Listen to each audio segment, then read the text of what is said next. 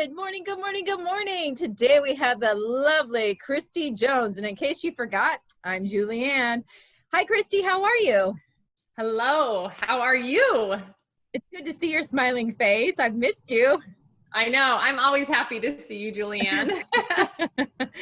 So obviously the audience has probably picked up by now that we know each other, but not everybody knows who you are. So I would love for you to share a bit about who you are and how you came in to be doing what you're doing. Yeah, I would love to. So I'm a holistic health and mindfulness coach. And really how I came to be what I'm doing, I guess I would say I'm a mom on a mission. And it was about, gosh, how many years ago? 12 years ago now that my middle daughter was really sick with major digestive issues. And 12 years ago, there was very little information about the brain-gut connection. And, you know, when you have a child that is sick and isn't doing well, I mean, she literally spent almost 3 months in bed not being able to eat. And the doctors had no answers, right? That I got into doing my own research and just was so lucky to meet amazing people. One woman in particular who was a nutritionist that taught us how to eat so that her body could heal. And from that, I started realizing not only does my daughter have these challenges, but so many of her friends were sick and having digestive issues and anxiety. And it was like, what is going on with our kids? And so that really just sparked an interest in me of, I just believe that children deserve to be healthy, just as a birthright. That's just one of my passions, that I love healthy children.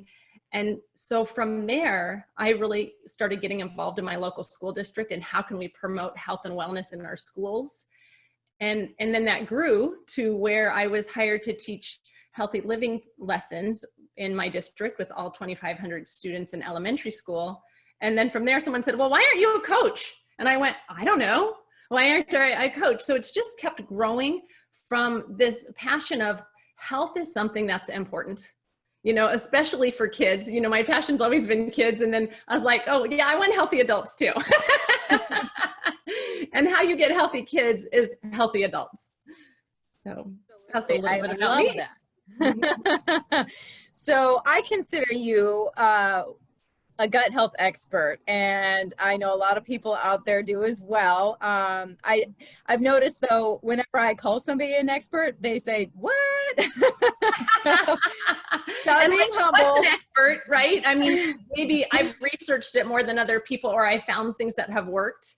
And, you know, I guess the funny thing, and you'll probably agree with this too, the more we say we know we don't know. Exactly. There's so much to learn. But definitely, I would say there's so many things that I've learned about the digestive system that's been really useful for people. And I always say, let's try these things. Let's play. Let's see what's useful for you. I love that. So I don't know if I told you, but I just finished Candida protocol not that long ago, and that made a huge difference in my health altogether because, you know, Candida overgrowth causes all kinds of issues. That's really what my daughter was dealing with, and so that was our journey. So what are some things that people, well, how about some signs, some things to look at? Because we get so used to being sick that we don't even realize that we are. And we don't remember because we're so used to being run down and not feeling well and, you know, needing that cup of coffee. Like that's just normal when it actually isn't. So what would you say are some signs that the average person could look for within themselves to be like, woo, woo, maybe I should take a look at this? Yeah. And even, you know, even backing up a little bit, that I know this is the Live with Joy Summit. So I want to make sure that we're putting things in that are really joyful in this conversation around digestive health, right? Which might not be a conversation you usually think about joy with. That's the funny thing. I do. It makes perfect sense to me. And so just, you know, something that maybe not everybody knows is that our digestive system, right, in our gut, in our intestines, like, I mean, who really talks about intestines? Not a whole lot of people, but we do, right? In our intestines, we make 80% of our immune system, 90% of our serotonin, our feel-good chemical, and 50% of our dopamine. And so to me, when we're talking about joy, And you too. This is why we're so connected on this. It goes to the gut, right? It literally goes to talking about your intestines. And so often this isn't something that's in somebody's awareness. And so bringing that into awareness that, oh, we want to feel good.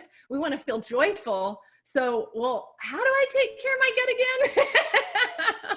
again? What do we do? And so that's, I always like that foundation is so much of like our happiness chemicals are made in our intestines. And so one of the foundations that I like to put into place, even more so, like food is really important, but to me, there's other things that I always like to mention and would love to share here, if that's good with you, Julianne, is that, we have something in our body called a natural state of balance. And our natural state of balance is not something that most people are familiar with. And our natural state of balance is like a tree. Okay. So imagine for a tree to be healthy, it needs to have sunshine coming down to nourish it. And then it needs to have water coming up its roots to nourish it. And really that's a process of photosynthesis, right? So we have the same energy balance in our body. We make warm energy in our body. It's meant to flow down to our abdomen, to our intestines.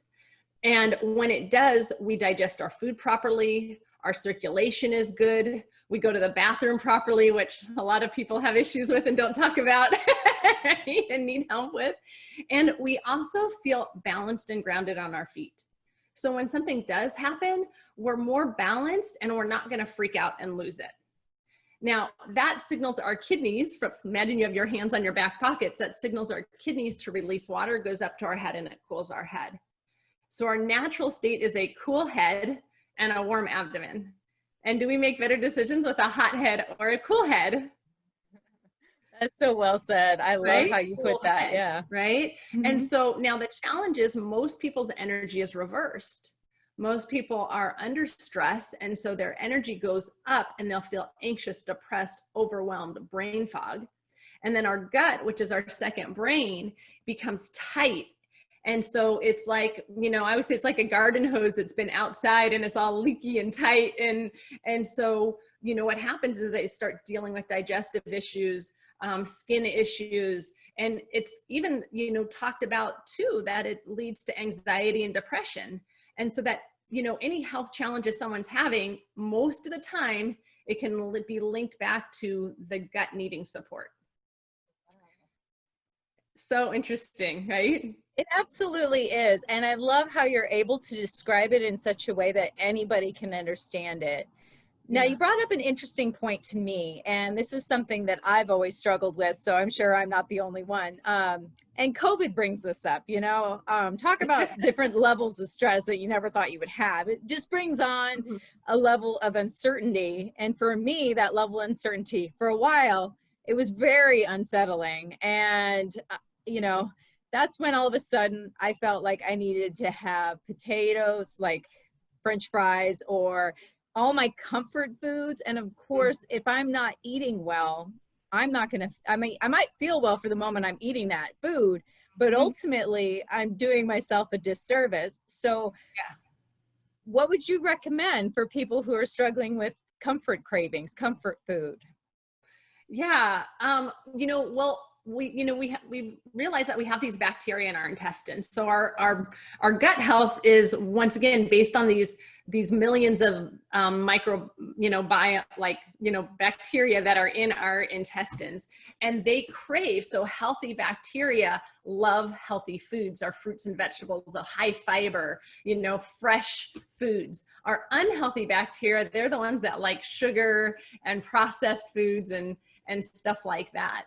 And so kind of depending on what we've been feeding ourselves, that's what those bacteria are going to be craving, because like they're demanding, if you ever have a craving for something, it's like, they're like, feed me, feed me, feed me.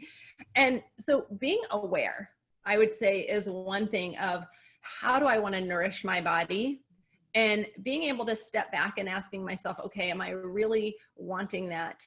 Am I feeling anxious or stressed about other things right now? And so I think that awareness is really important, especially in a time like this, because we've never been in a time like this before. that we've lived through. Maybe other generations have lived through something. You know, I mean, there's been great things that happen, you know, a lot of things that have happened in the past, but this is new to us. And so being able to put some mindfulness, this is why I love mindfulness too, is that awareness to be able to step back and start asking myself, what is it that I'm actually craving or needing? And so I'm, you know, before you're just grabbing something. And I love that. Yeah. And so once again, it's, you know, if someone is, you know, and then too, if we're like, oh, I can never have that, right? Then we're going to want it. But then I guess what I was going back to, and the thought kind of slipped my mind for a second, is in this time, nourishing our body, one of the best ways that we can really help ourselves in this time is eating healthy, eating those fiber-rich foods, your fruits, your vegetables, really nutrient-dense foods. And I always say those nutrient-dense foods are like low on the food chain. So the lower we're on the food chain that we're eating, the more we're going to nourish our body, the more we're going to boost our immune system. And so if somebody's wanting to grab a treat here and there, I think that's, you know, I'm not a fan of deprivation Either. And so finding that balance and having a healthy conversation around food in our head is really important. And so, yeah. You know, and you bring up a point too. It's, it's kind of, you know, I had a drinking problem. So when I quit drinking, I never had, physical cravings for like alcohol or anything like that, but I did have mental cravings. But the difference is with, you know, with the bad bacteria in your stomach, it literally is, like you said, it's a craving. It's a physical craving. And for me, I'm doing a weight loss challenge for a company nearby, and I had a gentleman, and he's down from 2 liters of soda to 1 a day, which is a huge win. That's huge. Yes. Yeah. And most people will be like, oh, you drink a liter? It's Yeah. But my point is what I told him, just because he's on such a good roll, is I never say no to anything. I say crowd it out. So, okay, you can have that liter of soda after you have your 8 glasses of water. Once you have that done, then you can have as much soda as you want, because usually by then anyway, you don't want it. So it gives yourself a chance to get through that, and then the cravings go away.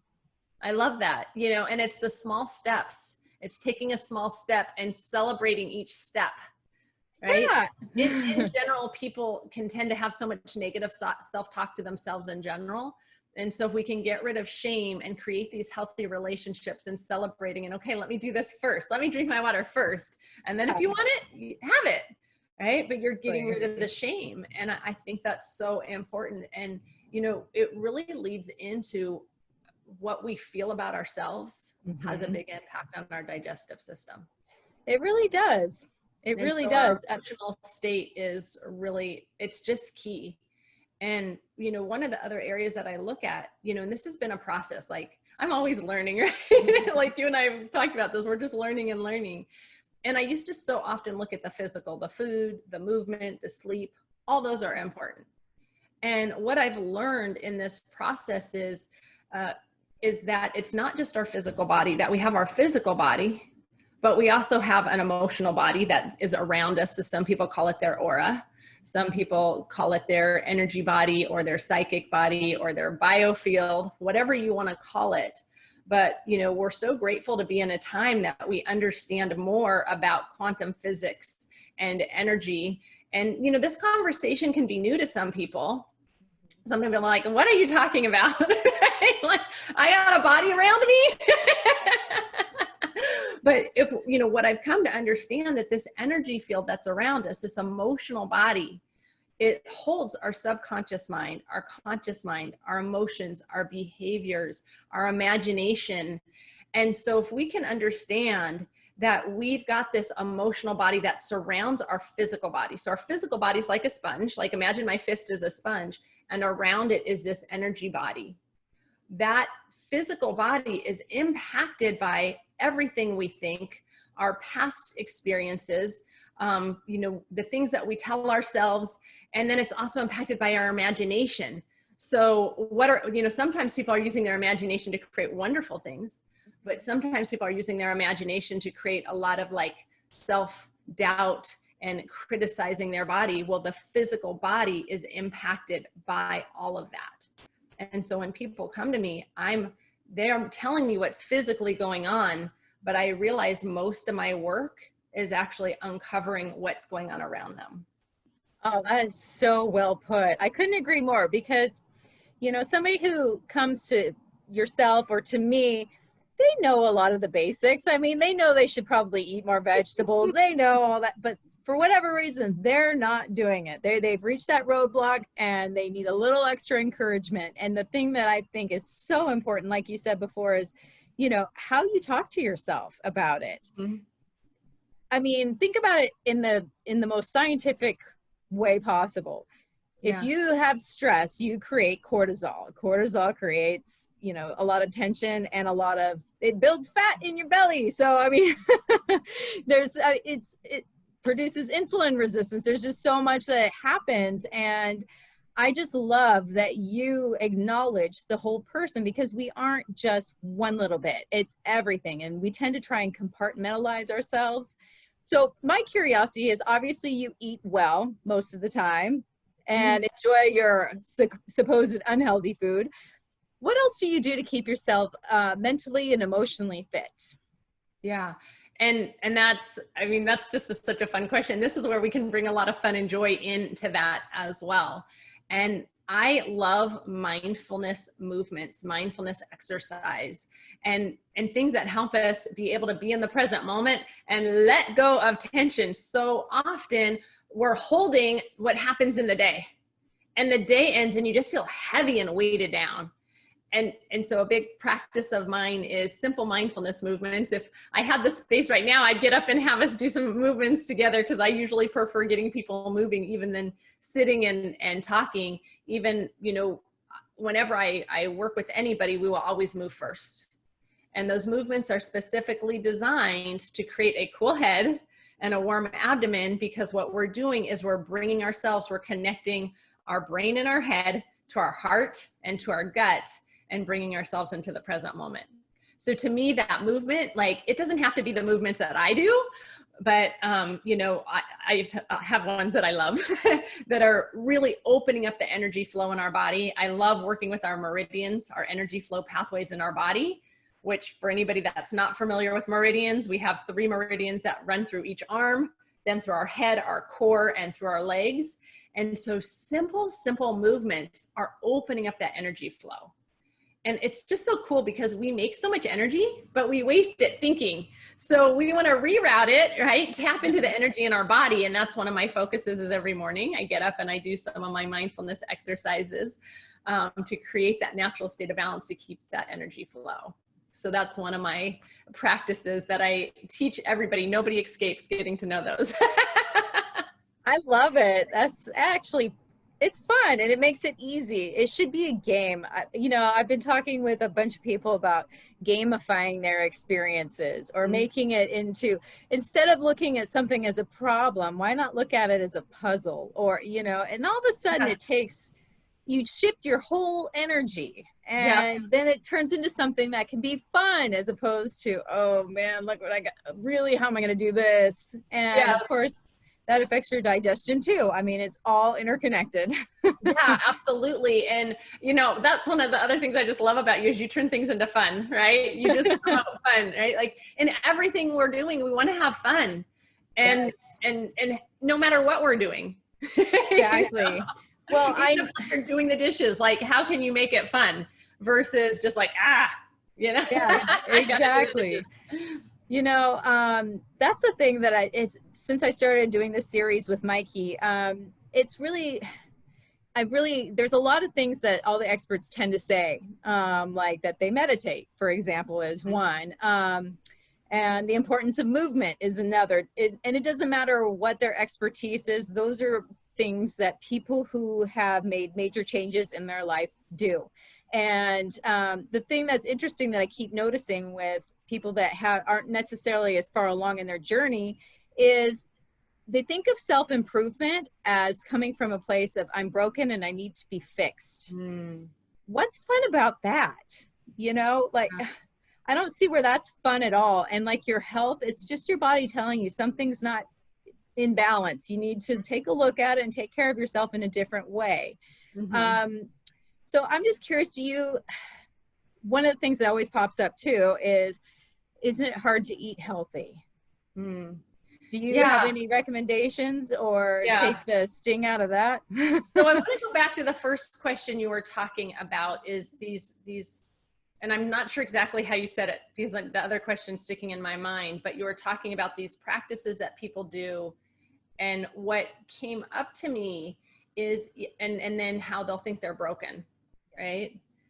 And so there's certain foundations that I always put into place. And if we can get, right, that we are a physical body, right? And we're also a spiritual body. We're both, like, you know, we're a physical body and we're a spiritual body. So regardless of what somebody's belief is, there's part of us that's non-physical, that we know that when somebody passes away, the body's there, but there's something that's not there.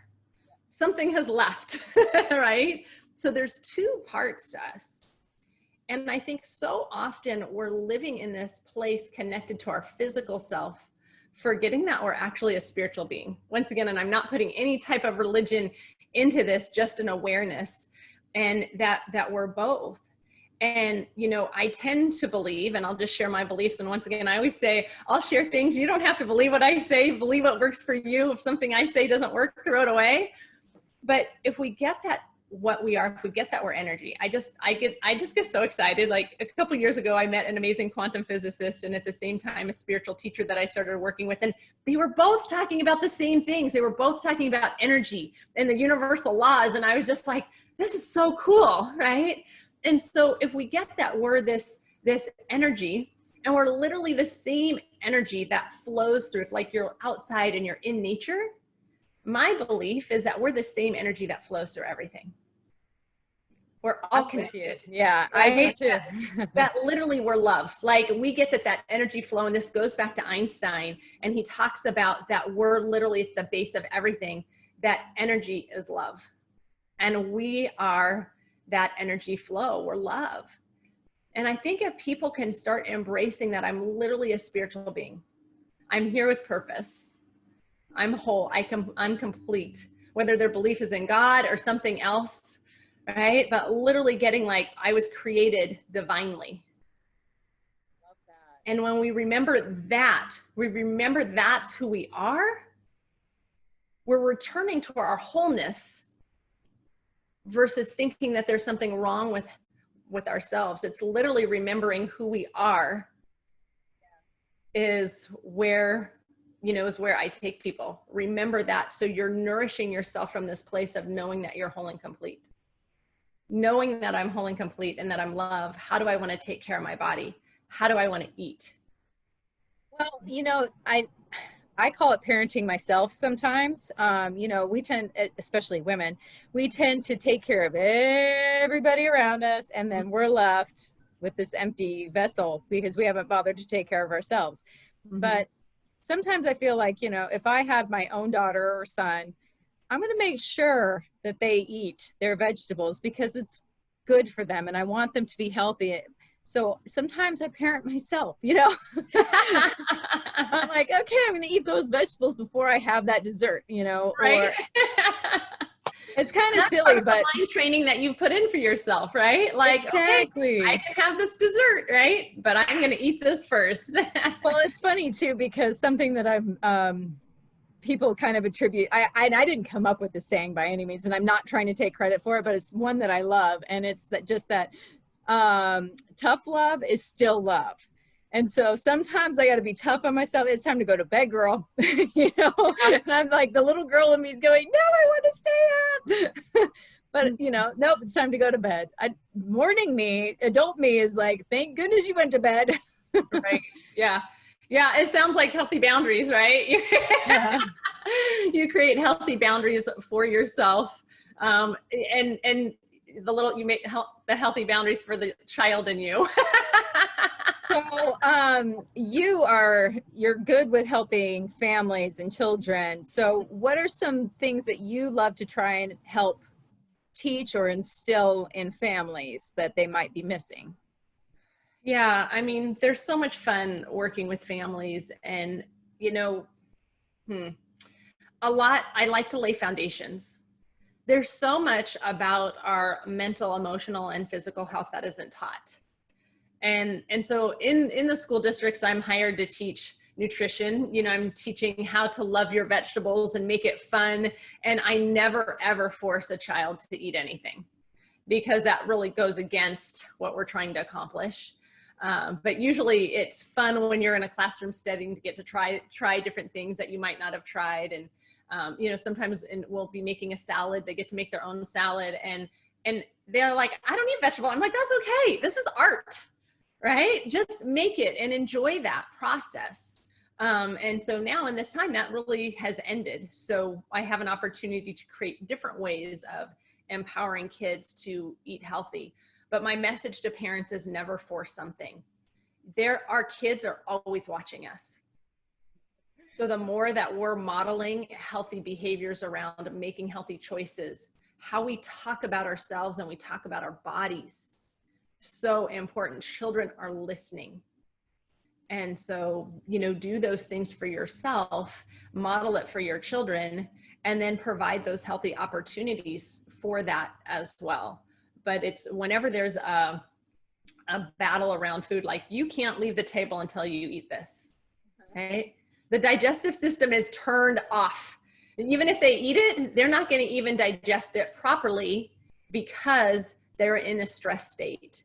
So I love laying foundations.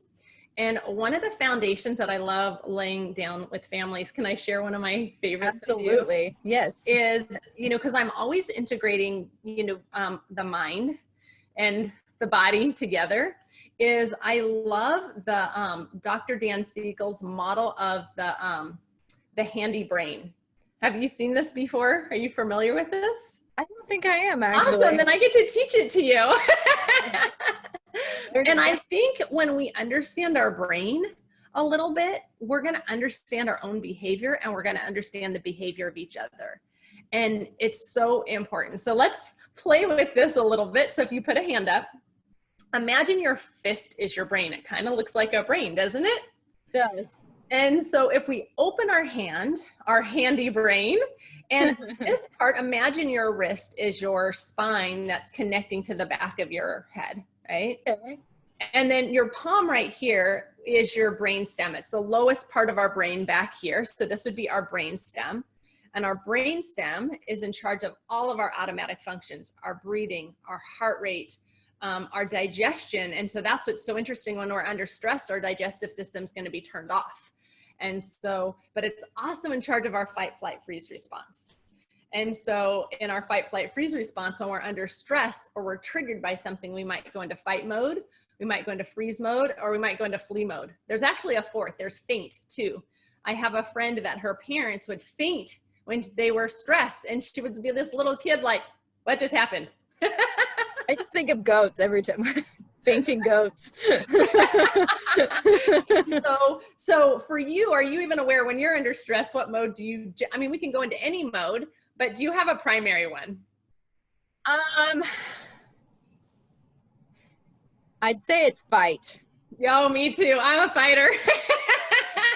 I didn't want to admit it. Oh yeah. Just own it, right? Just own I'm a fighter. Oh yeah. So yeah. And once again, that's an automatic function. And when we can start being aware of, do I have a primary one? Does it just depend on the situation? We're starting to understand our own behavior, right? Which is so cool. Now, if you put your thumb in, this is going to be your limbic system. This is our midbrain here. So our limbic system is in charge of our emotions and our memories, right? It's also in charge of learning. So sometimes we will feel an emotion and it will trigger a memory, and that memory will trigger the fight, flight, freeze response. So these two parts of the brain, they love having parties together. And so once again, it can start with an emotion, triggers that memory, and then it's like, you know, they go into fight mode or freeze mode, and like, get me out of here. I'm not talking to you, right? And so, okay, so those are those two parts. Then if you curl your hand over, right, the top part of your hand, the top part of your head is your cortex. Okay. Your Yep. front two fingernails right here are your prefrontal cortex. Okay. Okay. And your prefrontal cortex is our rational brain, our decision-making brain, right? So when we are, this is a reason I love mindfulness movements or things like yoga or meditation. What you're doing or breathing exercises, you're integrating all three layers of your brain. So you're in flow, you're in balance, right? And so that's called brain integration, right? But when we get triggered by something, we will flip our lid. When we flip our lid, we are no longer using our rational brain, our prefrontal cortex. It's gone. It's checked out. So now we're going back to our emotions, our memories, and our fight, flight, freeze response. Love that. That's an actual physical representation. I love it. Isn't it beautiful? So once again, that's by Dr. Daniel Siegel, and I just love this man. He's a therapist that works at I think it's UCLA, and is really just bringing so much wisdom into mental health. And so I love people that are bringing science into some things that might sound a little bit different. And so then we want to know, okay, well, what are your triggers? What makes you flip your lid? So do you have anything that makes you flip your lid? Well, I know one of the things is when I don't get enough rest, but if you mean like something like, yeah, like all of a sudden you're fine, and all of a sudden like that rational brain is gone. Okay. Somebody, I don't like the way they're driving. Right? I am the best driver on the planet. Of course you are. Yeah, that instantly 0 to 60 in 2 seconds flat. Wow. Yes. And so it's a flip, right? And here's the cool thing: when we start understanding our brain and we start understanding our triggers, we can start putting things in place to integrate our brain. So knowing that, okay, when I'm on the road, and just in case somebody's not as good of a driver as I am, they might not do quite your quality of driving, right? What can I do before I get in my car so that I'm aware and I'm present? And so that's where I put in some of the mindfulness exercises and the breathing and things like that. So knowing what our triggers are, we can start putting things in place before. Like, I'll give you an example of one of mine. I am really good at handling lots of stressful situations, but if for some reason my brain perceives something as not fair, like I had to really uncover this, because I would flip my lid and I was like, what was that about, right? And it's when something's not fair, okay? So I'll give you an example. My family and I went to Disneyland. We were with my whole extended family, my parents, my brother, my sister, everybody's kids. And my brother's in the military, and he had gotten military passes. So my kids had gone in earlier. My girls went in earlier, and then my son and I were going to go into Disneyland a little bit later, a couple hours later. And so my daughter had texted me and said, oh, we need Uncle Anthony's picture to get into Disneyland, because we have these special passes. And so when we went to get in, I said, okay, here's the picture. We know we have special passes. And they said, you're not allowed to go in. You cannot show a military ID. That's against the law. And that was a total flip for me. You let my kids in, and now you're telling me we can't get in? We are following the rules. And I mean, it was just a total flip. And I was like, I want to see your manager right now, right? And so the manager comes out and just explains, like, I don't know why they were let in. That was an accident. But with these passes, you have to wait until that person that purchased the passes are here. And so my brother was going to be there in about an hour. And so, okay. And so I told my son, I said, wow, did you see how quick I flipped my lid? And he's like, yeah, you got to do something about that. And so then I realized there'd be other situations. I was like, wow, why was that? And so then I was at a store a couple weeks later buying vegetables for my wellness program. And I was at Whole Foods. You need your ID, your, what is it called? Like your Amazon account. Amazon Prime. And so I gave them my account, and then they said, oh, it didn't work, right? And I said, well, I still get the discount because like I gave them what they asked for, right? And now they're saying that doesn't work. And they're still like, no, it doesn't work. And I flip. Like, I gave you what you asked for, and you're not giving me a discount. And so I was like, So to me, what I uncovered was it's what I perceive something isn't fair. Mm-hmm. It will be an automatic flip.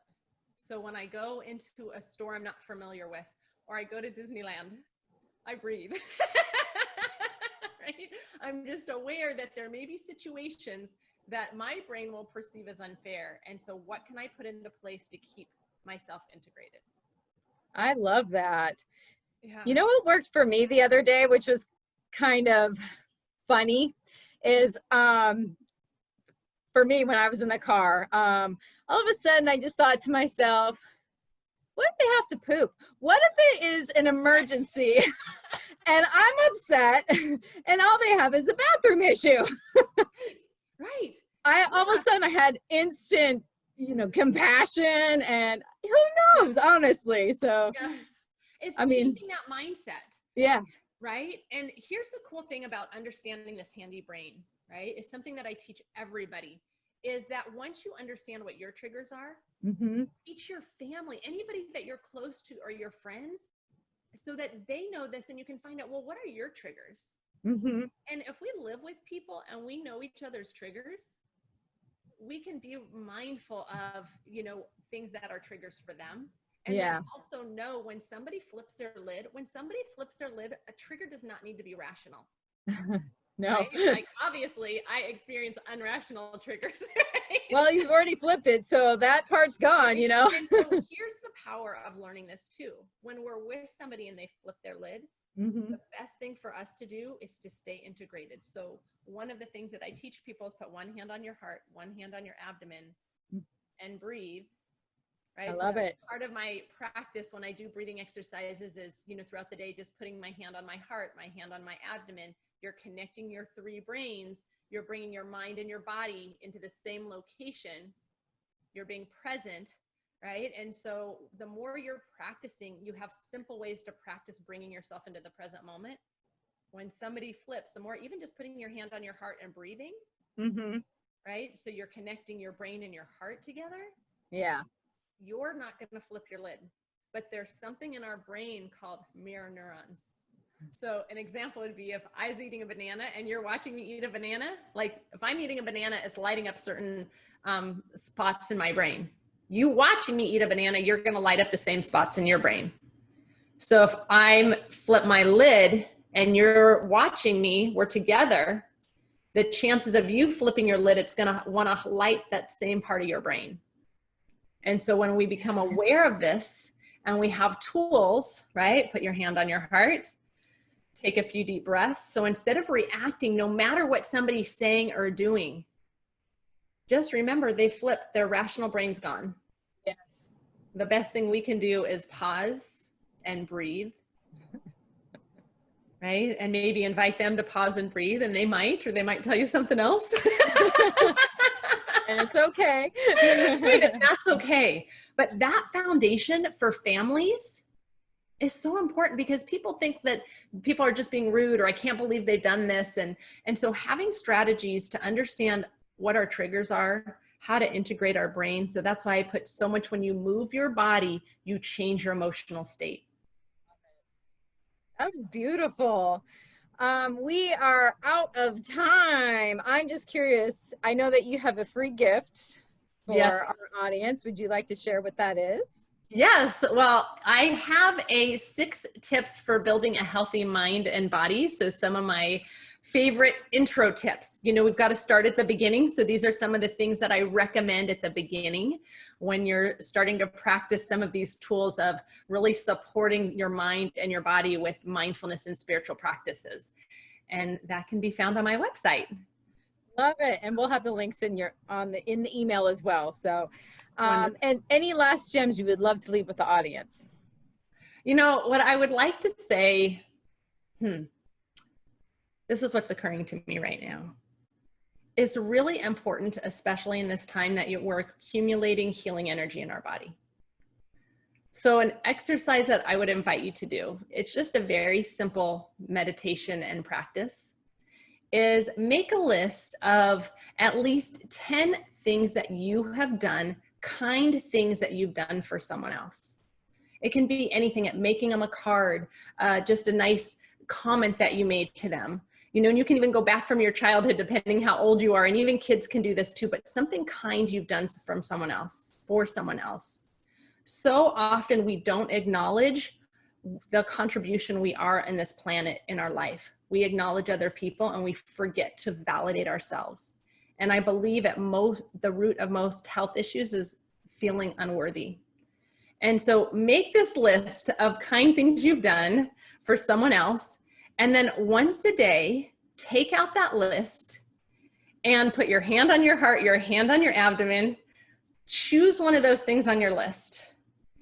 And remember that experience of doing that kind act for somebody, and start playing it in your head of just going like, oh, I remember that time that, you know, I gave my mom a card, or, you know, whatever it is, or, you know, my friend needed a ride to the airport and I took him to the airport and they were so appreciative. And I felt so good that I could help my friend at the last minute get to the airport, and just using your imagination to feel into that experience. So feel it in your body first, right? And then talk to yourself, literally saying your name, right? So if it was me, I'd be like, Christy, like, I just am so grateful for you. I'm so appreciative of you helping your friend and the difference that you're making in her life, and feel it in your body. This exercise is putting you actually in this world. Imagine the world's a canvas. We leave ourselves out of the picture. We don't value ourselves. And if we don't value ourselves, we're not going to know how to take care of ourselves. And that can be at the root of why sometimes we don't put in the healthy things for our body. So that is my invitation to you, is to put that meditation in. If you have questions on it, reach out to me. But just that, it's literally accumulating healing energy in your body, and it's helping to retrain your brain from some of the negative programming that you might have experienced in your life.